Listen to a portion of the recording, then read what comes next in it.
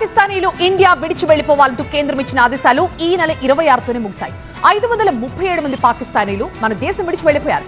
ఇక హైదరాబాద్ లో 213 మంది పాకిస్తానీలు ఉన్నట్లుగా పోలీసులు తెలిపారు. మరి వీరు హైదరాబాద్ ని ఎప్పుడు వీడతారు, ఇంకా ఎంతమంది ఉన్నారు, దీనికి సంబంధించిన లేటెస్ట్ బ్రేకింగ్స్ మనకు అందుతున్నాయి.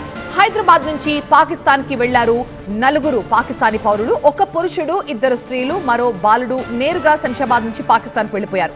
వీరు ఆదివారమే హైదరాబాద్ నుంచి వెళ్లిపోయినట్లుగా పోలీసులు చెప్తున్నారు.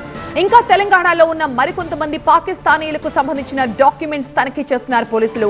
మెడికల్ వీసాపై ఉన్న వారికి కూడా ఇవాల్టితో భారత ప్రభుత్వం ఇచ్చిన గడువు ముగుస్తోంది.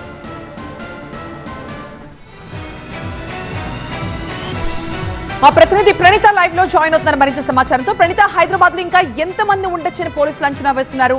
అన్ని పోలీసులు డాక్యుమెంట్స్ పరిశీలిస్తున్నట్టుగా తెలుస్తోంది. ఎలాంటి అంశాలు తెరపైకి వస్తున్నాయి?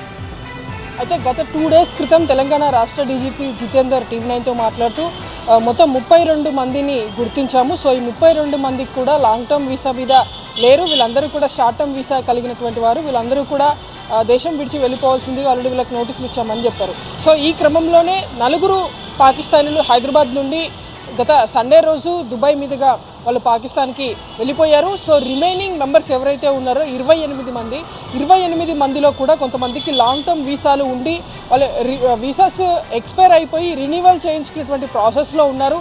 సో వారికి సంబంధించినటువంటి ప్రాసెస్ అంతా కూడా ఇప్పటికే ఎంహెచ్ఏ నుండి కూడా మానిటర్ చేస్తున్నారు. సో వీరి 28 మందికి సంబంధించి ఎలాంటి డెసిషన్ అయితే ఇంకా తీసుకోలేదు. సో వారికి సంబంధించినటువంటి డాక్యుమెంట్స్ అన్నింటినీ కూడా వెరిఫై చేసి వాళ్ళు ఒకవేళ లాంగ్ టర్మ్ వీసాలో కనుక వాళ్ళు ఇక్కడే ఉండాలి అని అనుకుంటే మాత్రం దానికి తగ్గట్టుగానే పోలీసులు చర్యలు తీసుకోబోతున్నారు. సో ఈ రోజు వరకు అయితే తెలంగాణ నుండి కేవలం 4 మాత్రమే పాకిస్తానీలు హైదరాబాద్ నుండి వెళ్ళిపోయారు. సో వీళ్ళందరూ కూడా సండే రోజు శంషాబాద్ మీదుగా నేరుగా పాకిస్తాన్కి ఫ్లైట్స్ లేవు కాబట్టి దుబాయ్ మీదుగా దుబాయ్కి వెళ్ళి దుబాయ్ నుండి పాకిస్తాన్కి వెళ్ళినట్టు పోలీసులు చెప్తున్నారు.